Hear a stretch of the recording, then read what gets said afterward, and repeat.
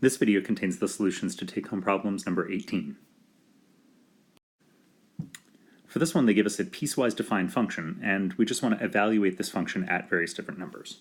So the key that you have to follow here is that whatever number you're given inside the parentheses for the f, you need to figure out which one of these cases fits that number. So for the first one, we've got f of 2, and so which one of these three cases fits the number 2? Is 2 less than negative 2? No.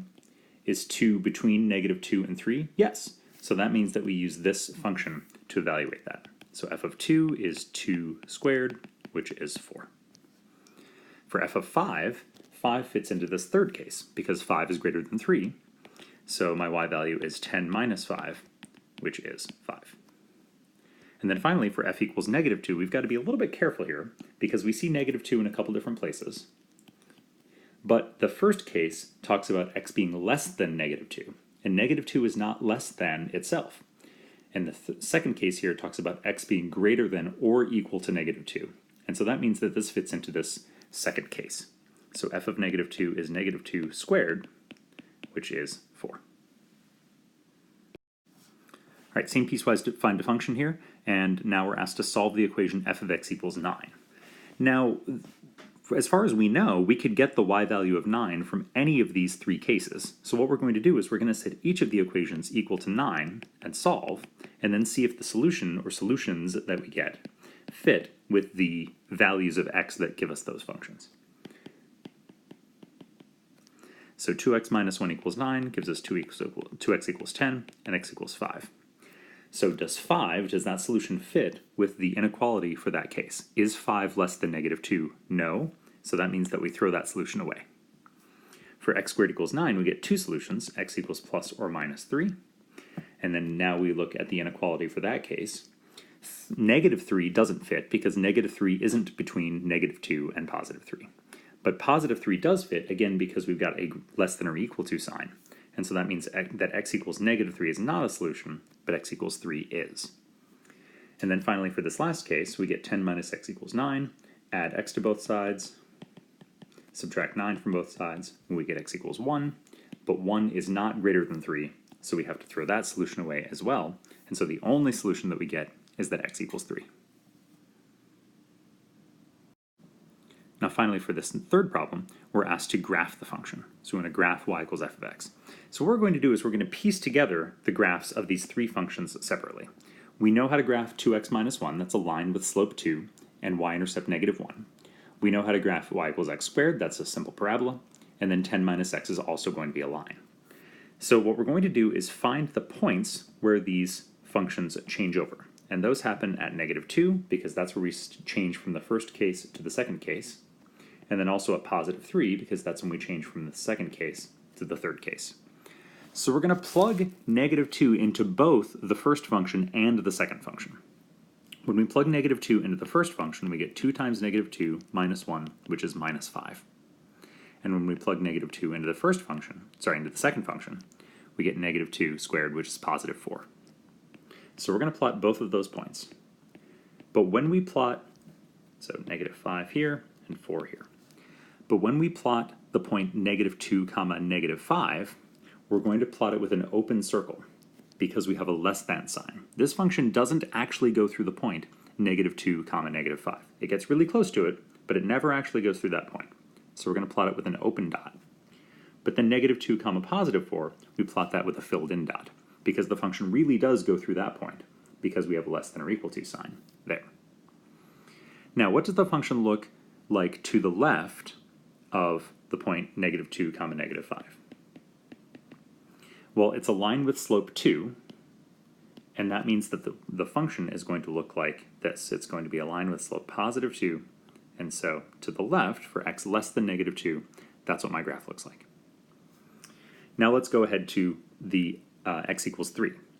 So at x equals 3, again, we're going to plug 3 into both functions. So we get 3 squared, which gives us 9, and then we get 10 minus 3, which gives us 7. We're going to plot 3 comma 9 with a filled in dot because that's where the less than or equal to sign is.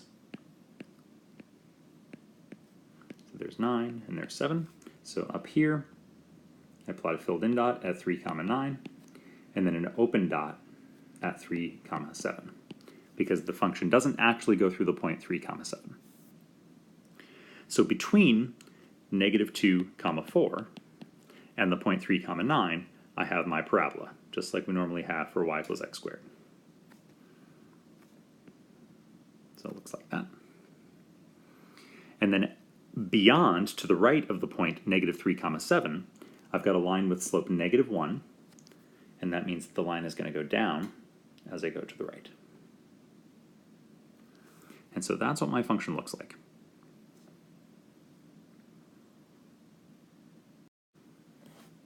All right, lots of words here, but eventually what we're going to be wanting to do is to create a piecewise defined function that gives the tax paid by an individual person whose annual income is X dollars.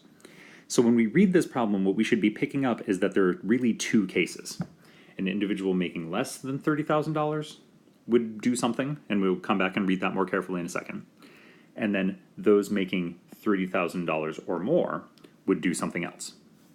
And so just that is enough for us to know at least what the two cases are for our piecewise defined function. Because one case is individuals making less than $30,000. The annual income is X, so that would be if X is less than $30,000. And then the other case is for individuals making $30,000 or more. That represents X greater than or equal to 30,000. And so now all we have to do is read the descriptions of what we do in each of those cases and then figure out the formulas. So what do we do if you make less than 30,000? Well, it says we would pay taxes equal to 15% of their income. So 15% of X, that's just 0.15 times X. Now, what do we do if we have 30,000 or more? Well, it says we would pay 15% on the first 30,000 of income. So that would be 15% of 30,000, and then 30% of the excess income above 30,000. So 30% of the amount above 30,000. And if we want the amount above 30,000, all we do is we take X minus 30,000. How much more than 30,000 do you have? Well, you subtract 30,000 to figure out how much more than that you have. Now, we could simplify this second equation, or this second expression here. We could multiply that out and collect like terms and simplify it, but we can also just leave it the way it is. All right, a similar problem here. We've got a lengthy description of a scenario, and then again, we're asked to create a piecewise defined function.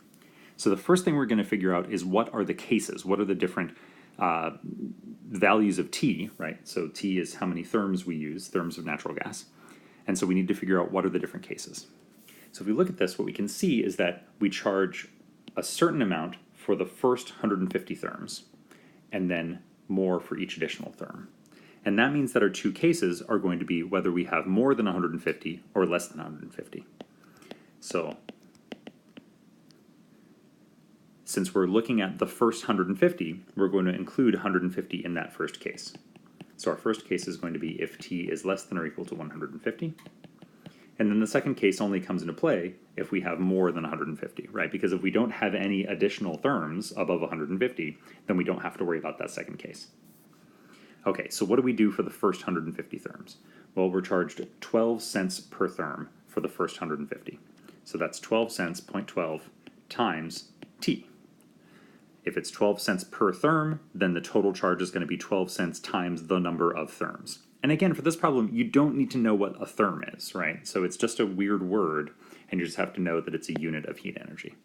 All right, now what do we do when we have more than 150 therms? Well, we're charged 5 cents for each additional therm. So we have 12 cents times the first 150, so we still have to pay that, plus 5 cents for each additional therm. So that's 0.05 times T minus 150. Remember how many additional you have to subtract the 150 to figure out how many additional you have. And now we also have to pay attention that there's this last sentence, a gas supply charge of 68 cents per therm is also assessed on all customers. So in other words, this means no matter how many therms you have, you're going to have to pay 68 cents per therm, which means we need to add on to both of these equations 68 cents per therm, 68 cents times T. So these would be my two results. Here's my formula if T is less than 150, and here's my formula if t is greater than 150.